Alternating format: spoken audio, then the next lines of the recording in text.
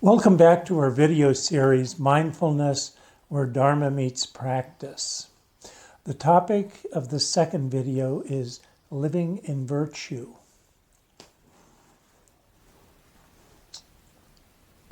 The Dhammapada tells us, refraining from every evil, accomplishing good, purifying the mind, this is the teaching of Buddhas. Virtue is the beginning and the central concern of Dharma. Once mindfulness is established in virtue, wisdom, serenity, and eventually awakening develop. Without a foundation in virtue, all aspects of our practice will be anemic. They will be a mere shadow of what they can be. There are three interlocked systems of virtue in Buddhism. Each is reflected in a respective line of the verse I just recited. Traditionally, Buddhists learn the first two from childhood. The third becomes increasingly important as we mature into wisdom. These three systems of virtue are, number one, precepts. These are rules of thumb. When borne in mind and follow, they help us to be harmless, as in refraining from every evil. Precepts typically make our behavior harmless, but sometimes they regulate behavior for other ends. Second, giving. This is an open-ended practice. It responds to, or sometimes seeks out, opportunities to be of benefit, especially to others, as in accomplishing good. Third, purity. This results from training the mind toward virtue. That way it cannot be other than harmless and of benefit, as in purifying the mind. Purity is found in the mind of kindness and compassion. It eventually loses all attachments.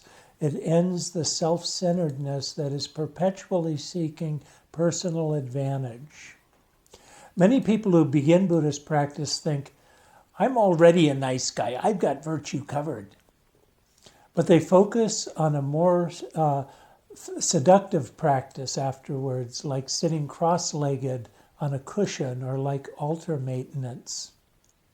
However, if we seriously practice virtue, we quickly discover vast, dark, and murky areas, both in our behavior and in our thought. This discovery should not cause despair. We humans are intrinsically faulty beings. If we were otherwise, the world would be a saner place, a kinder place. We might not even have to practice Buddhism. To become truly virtuous is a huge undertaking. It requires discipline and persistence. Practicing mental composure on a cushion will quickly produce satisfying experiences. But the impression of progress will be largely illusory until purity of mind is firmly established. Living in virtue places our practice in the problematic world, the world of mundane human affairs from the beginning. Then wisdom and mental cultivation sharpen the skill of life.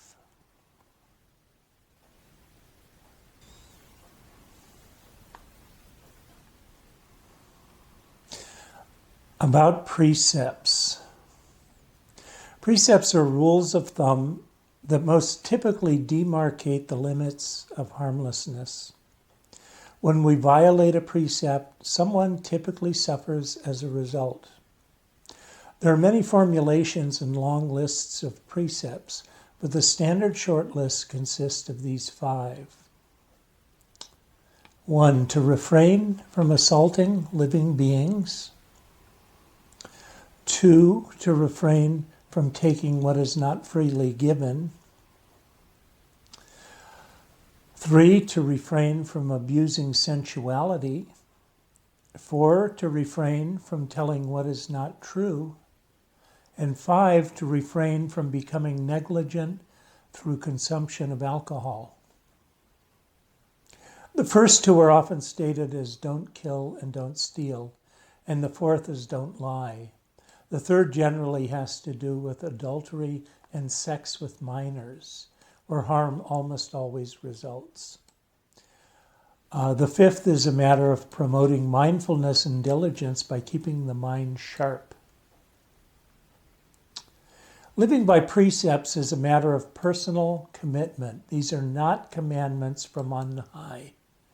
In fact, you should feel free to formulate precepts according to your own circumstances. For instance, to refrain from texting while skateboarding, and to refrain from skateboarding where the elderly congregate. Most Buddhists vow to maintain this short list of 5 precepts.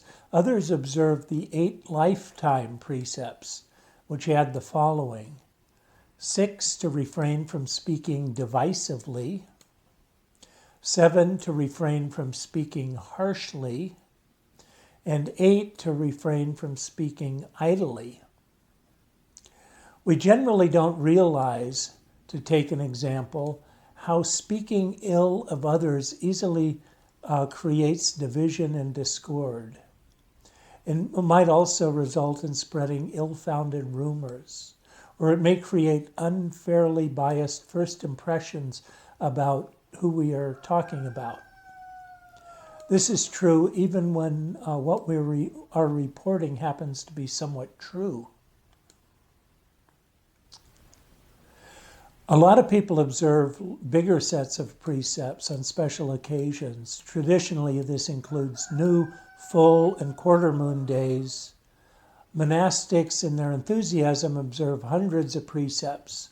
When we attend meditation retreats, we may be expected to be mindful of a more rigorous set of precepts, to observe almost absolute silence, to forego all sexual or flirtatious activity, and to give up entertainments and self-beautification for the duration. This is an opportunity to push the precept envelope a bit. Precepts are concise and wise pointers to where people have gotten themselves into trouble repeatedly for untold ages. These nuggets of wisdom are easy to remember. Precepts are therefore a natural entry point into the practice of attentive mindfulness. We bring the appropriate precepts comparatively easily to mind when the present situation calls for them. Mindfulness of precepts lays bare any natural impulses that run counter to the spirit of these precepts. It's the role of right effort to resolve these. For instance, if an ugly twiddlebug annoys us, instead of squishing it, we put it outside. If we find our neighbor's spouse attractive, instead of trying to seduce him or her, we think about all of the problems of the world. In this way, mindfulness and effort work together. If someone expresses an opinion we disagree with in an online discussion group, instead of flaming harshly or maliciously, we give ourselves a chance to cool down before responding appropriately. The attentively mindful encounter between precept and practice situation encourage us to look closely at our own contrary impulses. Effort then tries to tame them. Without this practice of refraining from evil, we're likely to take more from the world than we give, and we're likely to harm others in our attempt to accrue some personal advantage. Effort very often fails to keep up with mindfulness. Even while we're mindful of precepts, right effort might struggle with needy and aversive impulses. These are generally rooted in the central importance we give to a misperceived self that must navigate a harsh, competitive, and often abusive world. Bad deeds and deeds harmful to ourselves are easy to do. What is beneficial and good, that is very difficult to do. Even the mindful person might have the precept clearly in mind as she is about to violate it, as she is violating it, and after she has violated it. Still, mindfulness brings diligence. Bearing the precept in mind will allow you to fully acknowledge the transgression and determine to do better in the future. Or, if you're not convinced of the need for the precept, constantly revisiting the precept through mindfulness may eventually convince you to take it seriously. For instance, you'd be surprised how many people actually feel malicious backbiting is a kind of favor to the world that shines the light of truth in other people's dark places, in case they might miss them. Alternatively, you may be dealing with contrary social influences in your life and need to work out the dissonance. Or not, it's up to you. Mindfulness alone will tend to wear away the reluctance that right effort might experience with regard to the precept. It is largely in closing this gap between mindfulness effort that we progress in our practice. Often it is mindfulness that fails. For instance, we act before mindfulness brings the appropriate precept to mind. In this case, we fully acknowledge our failure, reflect on the conditions in which it occurred, and resolve to do better in the future. In this way, we develop greater mindfulness alongside virtue. When we first begin precept practice, or even take up ritual practices, this kind of regulation of our behavior may feel restrictive. It will be as if we've fit ourselves uncomfortably into a box that leaves us little freedom of movement. Actually, there are aspects of Western religious and cultural history which makes us distrust conventions and institutions, particularly in the religious sphere. These actually reinforce this kind of conclusion. However, within a short while, if we've been practicing diligently, these practices can feel inexplicably liberating. Certainly, many monastics report discovering this sense of liberation in following hundreds of precepts. How can this be?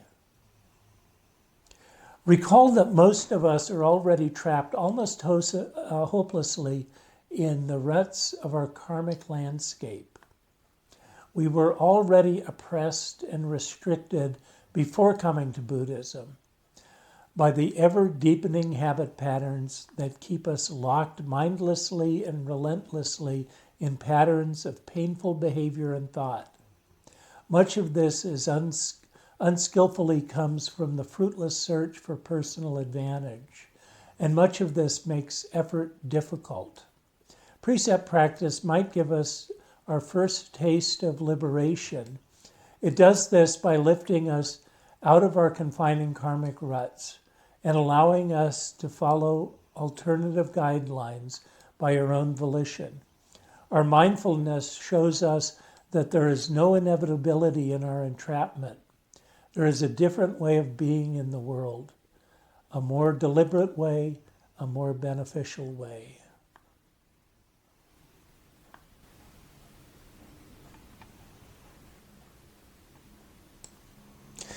Giving. Giving is the first factor mentioned in many dharmic lists of qualities and practices. Among these lists are the 6 or 10 perfections, the gradual instruction. This makes sense because giving is something anyone can practice. Children have an inborn, if simple, understanding of giving and experience quite readily the delight that can come with giving. We seek to develop the practice of giving as a big part of our everyday Buddhist life. In fact, giving is traditionally the lifeblood of the Buddhist community, as we'll see. This makes temples and monasteries uplifting places to visit.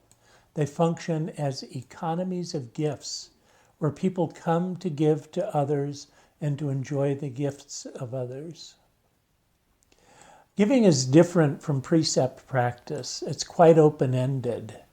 We might volunteer as a candy striper at a local hospital, engage in hospice work, rescue abandoned puppies, pick up trash along the highway, mentor troubled youth, teach meditation in prison, offer sandwiches to the homeless, or organize a strike for living wages. We might also donate financially to charitable or educational organizations, donate blood, or beautify our neighborhood.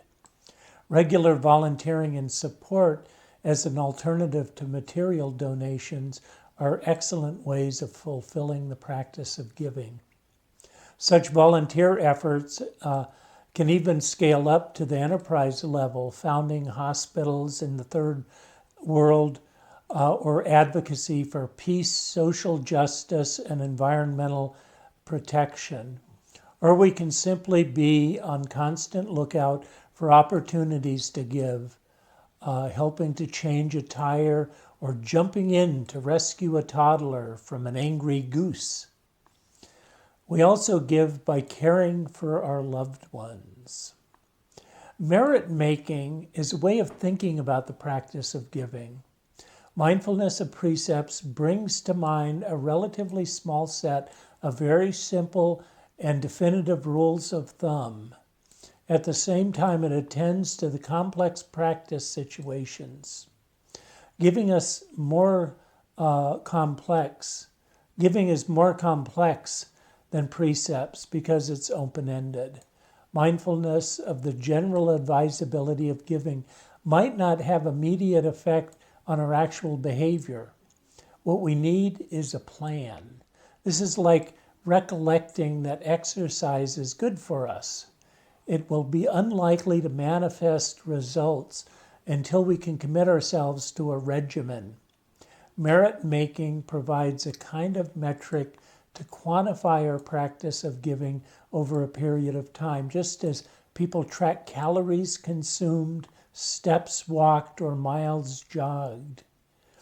Mindfulness of any of these metrics obliquely encourages the respective practice. Merit refers to the cumulative fruits of our skillful Buddhist practice of benefit to ourselves and to others as well. In summary, merit conceptually quantifies the benefit of giving as an approximate composite measure. It is closely related to skillfulness and to the fruits of karma. Merit making is to act in a way that accumulates merit. We are mindful of this metric to know how we are doing. This encourages us to seek out new opportunities for merit making or to establish a regimen of giving. We differentiate degrees of merit that we earn according to categories of recipient, gift, manner of giving, and intention, roughly as follows. First, to whom is it given? Worthy recipients of giving in the old text are ascetics and priests who live on alms, destitutes, wayfarers, wanderers, the sick and beggars, as well as family members and guests. These are generally those in need or to whom we bear a social responsibility. Monastics are often called a field of merit, in which our gifts are like seeds that grow to benefit the practice of many. Second, what is given? The gift of Dharma exceeds all other gifts. In addition to material gifts, the gift of service is particularly meritorious. It's important to note that merit gain tends to correlate inversely with one's resources. A meager offering from a pauper might easily gain more merit than a sumptuous gift from a tycoon. This is because it is, in the end, the intention and sacrifice that gain merit, as we'll see shortly. Third, how is it given? The Buddha recommends that offerings be given never in a callous manner, but rather respectfully, not in a way that humiliates the recipient, and ideally with one's own hands rather than through an intermediary. Notice that these recommendations encourage direct engagement in the act of giving and its full experience. In this way, these measures also encourage feelings of affection, appreciation, and interpersonal harmony in association with the act of giving and therefore of uplift. Fourth, why is it given? Given out of annoyance, out of fear, and in exchange are fairly neutral with regard to merit. This is because in each case one's intention is at least partially self-serving. Intention is critical, for merit in the end is about purity of mind. Recall that karma is about volition. In general, it's best to give with no expectation of personal advantage. Giving out of kindness, or as the Buddha said, to beautify and adorn the mind, gains great merit. If we feel fulfilled before, during, and after giving, and if the mind becomes serene, these are symptoms of truly wholesome intentions. The Buddhist community encourages giving. The practice of giving gains more structure through the parameters of Buddhist community life. If giving is the lifeblood of the Buddhist community, then the lay-monastic relationship is its beating heart. In fact, the Buddha did something quite clever to achieve this result. He created monastic regulations that enforce an enhanced level of dependence on the laity by removing the monastics entirely from the exchange economy and making their dependence a matter of daily contact with the laity. This level was then turned up in that a monk or nun was not allowed to do her own cooking, nor to save offered food until the next day, nor to have any kind of employment, nor to trade with lay people, nor to ask for anything except under critical circumstances, nor even to endear herself in hope of better alms. He therefore made the monks and nuns as helpless as kittens or as young children with respect to their own needs. But giving works both ways. Although the Buddha restricted what monastics can do for themselves, he did not restrict in any big way what monastics can do for others. Monastics teach and provide pastoral care and also commonly organize a variety of social services. The result is that monastics live entirely in what has been called an economy of gifts. Goods and services flow solely through acts of giving. The laity live, at least part-time, in this economy. Although the practice of giving in Buddhism tends to be centered around this mutual support of monastic and lay, its spirit easily flows over the entire Buddhist community and beyond. We should watch the mind while giving. Recall that observing is an important aspect of mindfulness. As we practice giving, we also mindfully observe the effects of giving on our own mind. To begin with, we watch out for signs of resentment and burnout. As we're about to see, these unskillful qualities of mind undermine rather than grow merit. In fact, we should take care not to push any practice too hard. To begin a jogging practice, it's best to run down to the corner and back and only gradually work our way up to 5 miles every morning. To take on more may harm rather than improve our health. Take it easy. This applies to all aspects of Buddhist practice. In this regard, the Buddha offered the simile of the lute, which makes the most beautiful sounds if the strings are tuned neither too loose nor too tight. In the end, we may become hungry for new opportunities for giving when we finally discover that doing things on behalf of others is one of the most meaningful parts of our lives. As we settle into the practice of giving, we'll begin to observe delight in giving. We experience many sensual pleasures in our life: food, music, sex, jewels, and zombie movies. But we should become aware as well of the great delight, a supramundane pleasure beyond the sensual that comes with giving. Become aware that this delight is greatest when our intentions are purest, when the recipients of our giving are worthy, and when the manner of giving is proper. This delight is the immediate experience of the merit we've earned.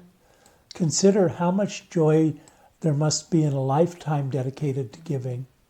If this is not enough incentive, it's helpful also to keep in mind how much benefit we're bringing to others.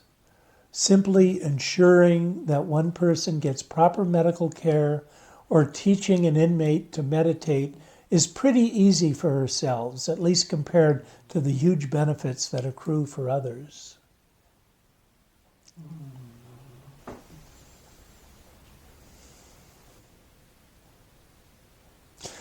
Purity. The mind is the basis of all of our practice.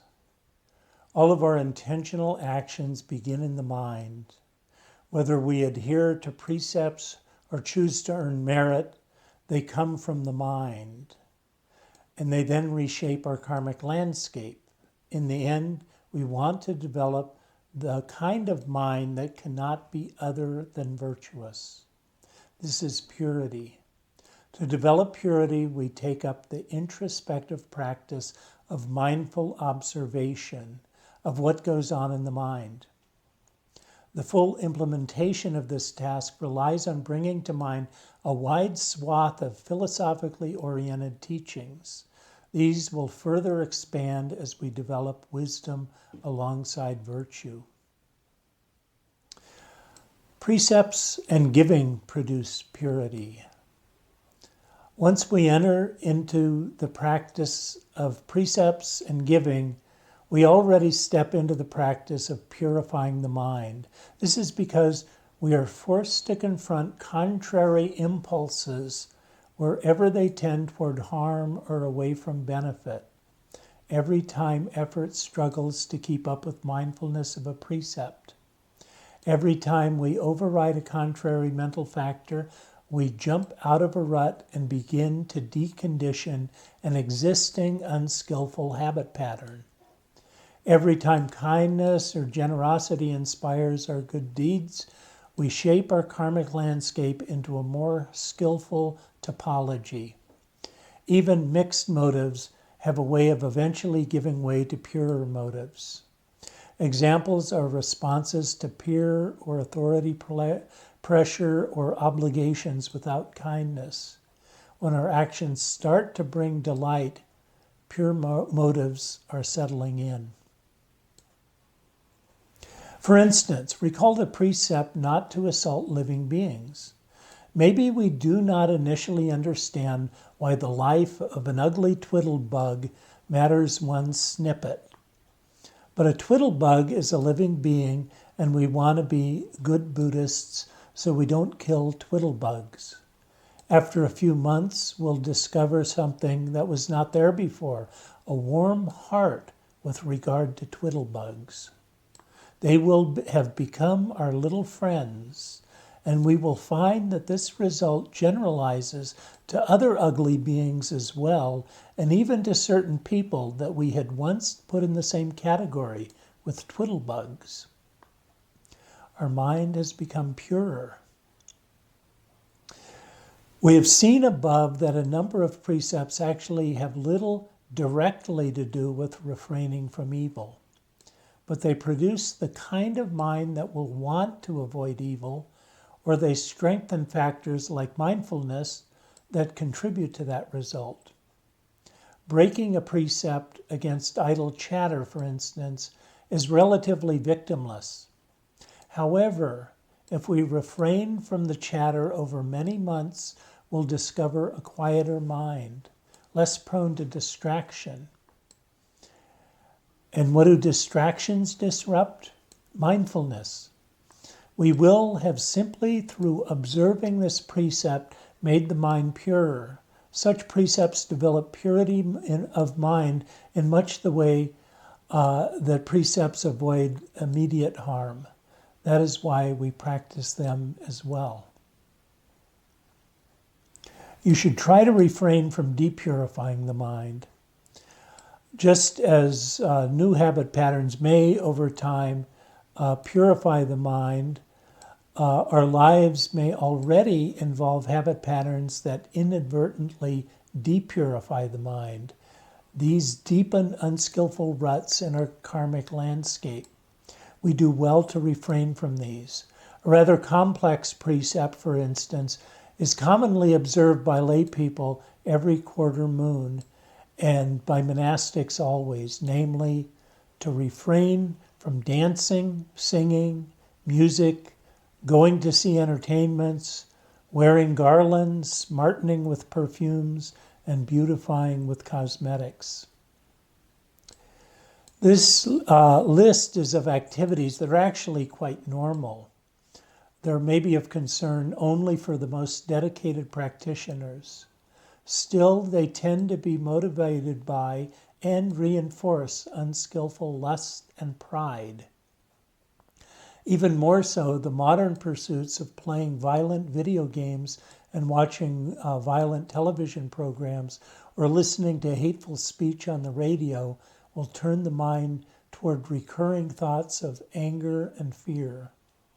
Entertainments that excite lust will tend also to depurify the mind even while doing no immediate harm.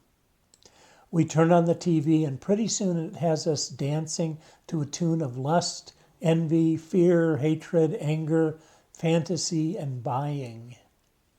It provokes our entire repertoire of unwholesome mental urges that our practice otherwise tries to moderate.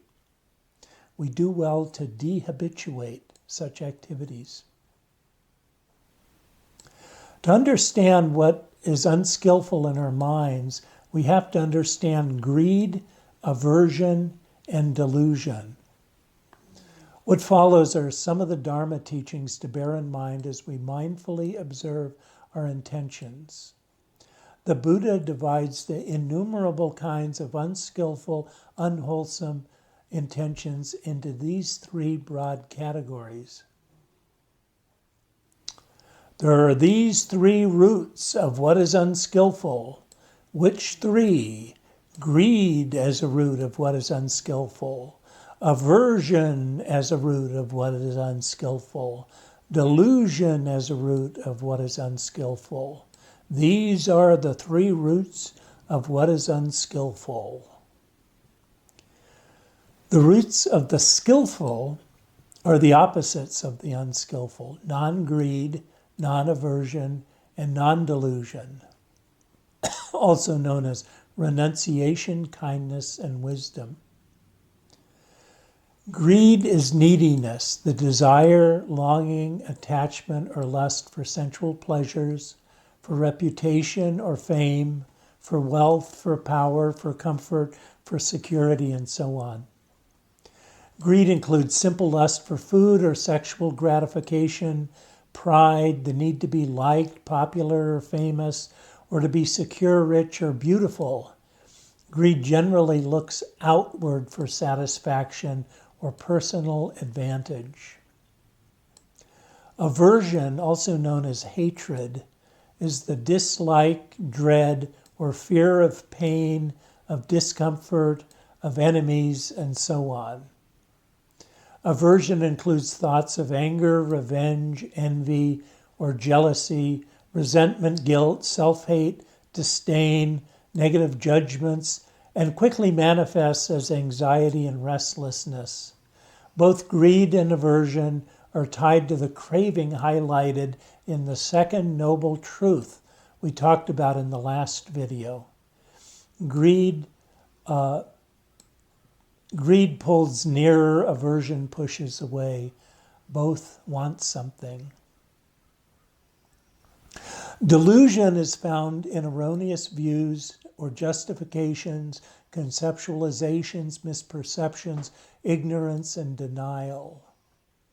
Delusions are hardest to see. That's why we call them delusions. The greatest delusion for the early Buddhists is that there is an abiding self, a me, that in some way remains fixed in spite of all of the changes that happen all around it, that is also the owner and controller of this body and this mind, a self that is fearful of, but is always looking for personal advantage in the world out there. Greed and aversion have their basis in this sense of self, which tends to takes things personally in a self-centered way. Delusion is a major target of the practice of wisdom, which we'll look at in our fourth video. The Buddha observed that unskillful intentions have 5 qualities in common, absent in skillful intentions. First, they have unskillful roots, either in greed, in aversion, or in delusion. Second, when unskillful intentions give rise to bodily or verbal actions, these actions generally cause harm to self and others. Thirdly, unskillful intentions give rise to misperception. Fourthly, unskillful intentions cause personal suffering. And fifth, unskillful intentions are obstructions on the path to awakening. Let's take anger as an example. Anger is a particularly volatile form of aversion, unskillful roots, that arises quickly and generally disperses just as quickly. It easily leads to verbal or physical assault, otherwise protected by the first precept or by the precepts around malicious or harsh speech, harm. Through angry eyes, the object of our anger, even a close friend or family member, easily manifests as a jerk or as a schmuck, if not as a demon, misperception. But when the anger subsides, it will remorph back into its normal, more amiable form.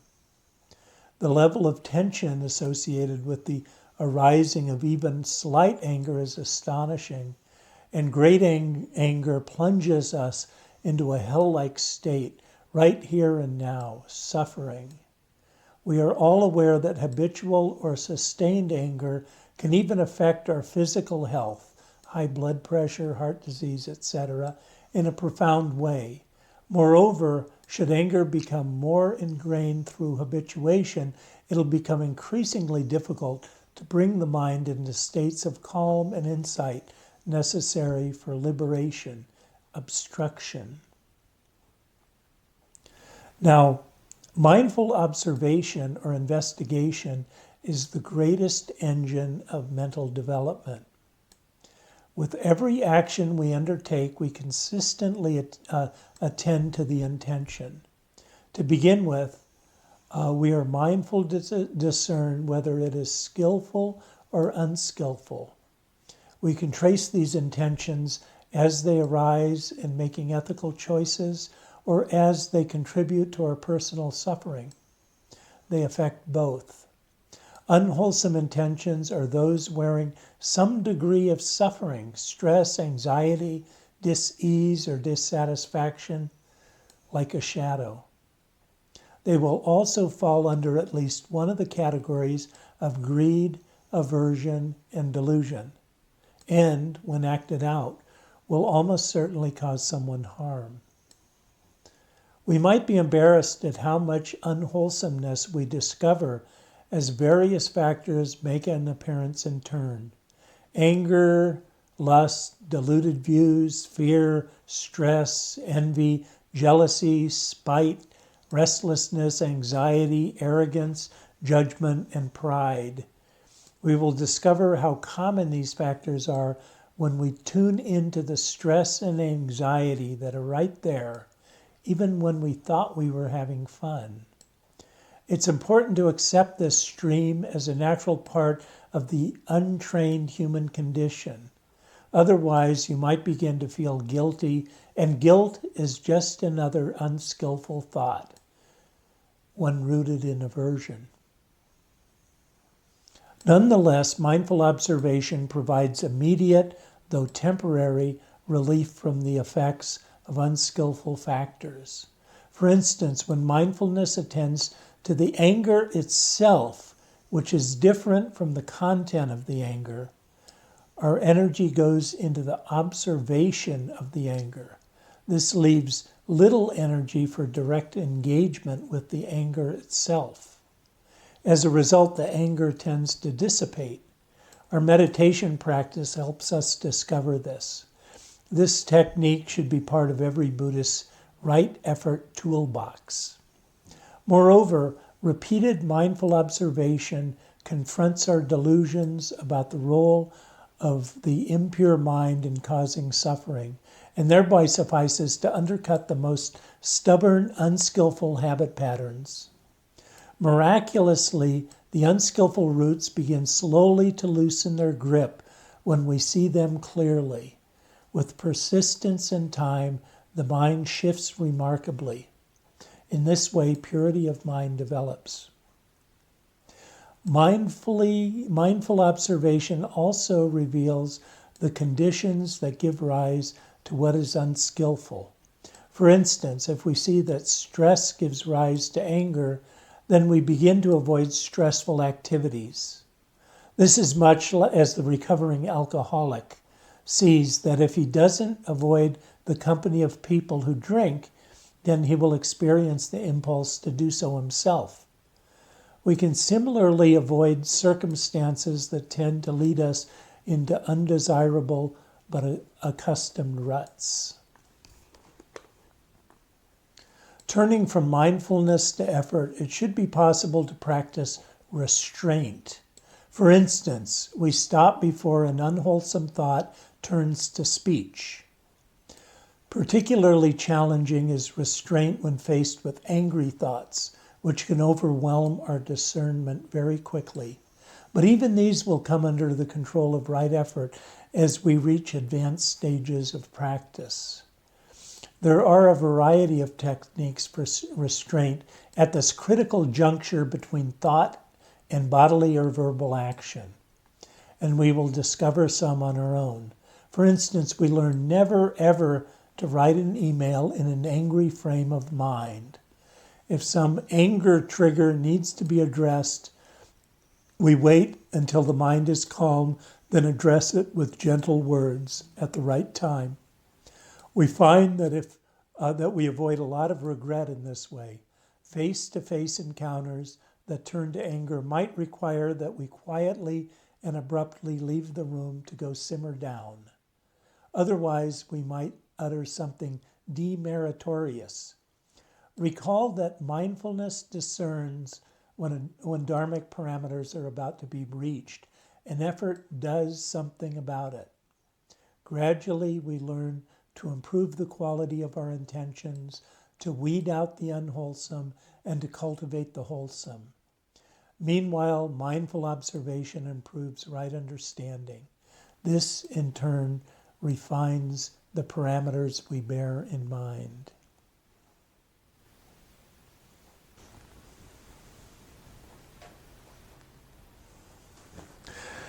Virtue is its own reward. We've discussed the win-win claim about the fruition of karmic results in our lives, how we're heirs to our own deeds, how we benefit ourselves while benefiting others. Often people imagine this entails some kind of cosmic payback system, much like Santa's naughty and nice list. Actually, we're now in a position to understand the psychology that suffices to establish this claim. First, let's ask, what kind of personal harm is there in the unwholesome. A bit earlier, we discussed the 5 qualities of unskillful intentions. 2 of these are worth repeating here. 4, they cause personal suffering, and 5, they are an obstruction to the path to awakening. Whereas obstruction speaks of long-term effects, suffering is felt, at least in part, immediately. Intentions rooted in greed, aversion, and delusion are simply stressful or even painful, as we described earlier, particularly with regard to anger. Moreover, as we continue to behave in unskillful ways, these same intentions are likely to recur over and over, scoring deeper and deeper ruts in our karmic landscape and becoming more definitive of our character, future behavior, and future well-being. Each time we fall into these ruts, we experience the suffering of the unwholesome all over again. At one point, we had been a person who experienced anger. Now we suffer as an angry person. In this sense, we are heir to our own deeds. We even begin to experience the health problems of an angry person. Next, let's ask, what kind of benefit is there in the wholesome? Buddhist practice across the board finds its natural home in inhabiting our activities for their own sake, in contrast to the dominant instrumental or utilitarian orientation of modern society. This is more like children who play for no other reason than because they love to play, or like those who watch birds or solve puzzles simply out of delight in doing so, or wash dishes in order to wash dishes, rather than in order to have clean dishes. We noted in the first video that the general practice of mindfulness by itself nudges the motivational structure of our activities in this direction and encourages us to inhabit our tasks by focusing on the how aspect rather than to utilize them by striving toward the why. We now understand that striving is unskillful. In this video, we've gained a far better understanding of skillfulness from the perspective of virtue, of how striving based in greed and or aversion leads to immediate suffering, anxiety, stress, and so on, and to other problems. Also, it is a self-concerned distraction from the task at hand and disrupts recollection of what is relevant to the task in itself. The process and understanding of virtue add depth to this motivational structure achieved in mindfulness. Although its nudge gives general mindfulness a somewhat upright quality, the mindful practice of virtue provides a broader context for practice. This points to the critical difference between mindfulness on the one hand and right mindfulness on the other. A sniper or a jewel thief can engage in his skill mindfully by holding striving momentarily at bay, but at the same time be engaged in a plan fraught with wickedness, conceived in past karma, without regard to the standards of virtue. Right mindfulness, on the other hand, recollects the entire Dharma as needed, and so will never neglect the standards of virtue. To the extent we can lay striving aside, we learn to inhabit our acts of virtue, finding satisfaction and delight in living according to the standards of harmlessness, giving, and kindness. This is why this talk is called Living in Virtue. As we live in virtue, we lose me in concern for the well-being of all, and we enjoy a far greater sense of personal well-being. This underscores once more that we are heirs to our own deeds and that virtue is its own reward.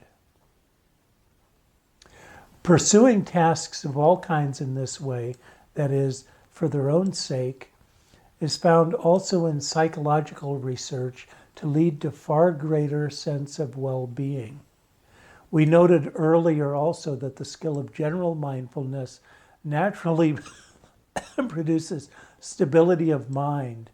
The mind settles on a single theme, does not thrash from one thing to another, acquires a certain delight in the present, and steps back from our direct engagement in affairs. The pure mind is further calmed through the larger context of non-regret, particularly in association with whatever plans might stand behind our current tasks. The Buddha speaks of a natural progression that arises effortlessly in the virtuous person. This points to another dimension of living in virtue. Monks, for a virtuous person, one whose behavior is virtuous, no volition need be exerted, let non-regret arise in me. It is natural that non-regret arises in one who is virtuous, one whose behavior is virtuous. For one without regret, it is natural that joy arises in one without regret. It is natural that delight arises in one who is joyful. It is natural that the body of one with a delighted mind is tranquil. It is natural that one who is tranquil in body feels pleasure. It is natural that the mind of one feeling pleasure is composed. Variations of the progression: delight gives rise to tranquility, and tranquility gives rise to mental composure, are found repeatedly in the context of various Buddhist practices. Here, this progression is said to be natural, effortless, a consequence of the practice of virtue. This touches on the supramundane aspect of practice, whose experience far exceeds normal mundane fun. How about an example? Once in the groove of mindful ethical conduct, the new practitioner can begin to observe this dimension at least beginning to play out. For example, one day you're doing laundry and you find your housemate has left a lot of clothes in the dryer. At first you think, I've got places to go and things to do. I'll just pull everything out and dump it on the table.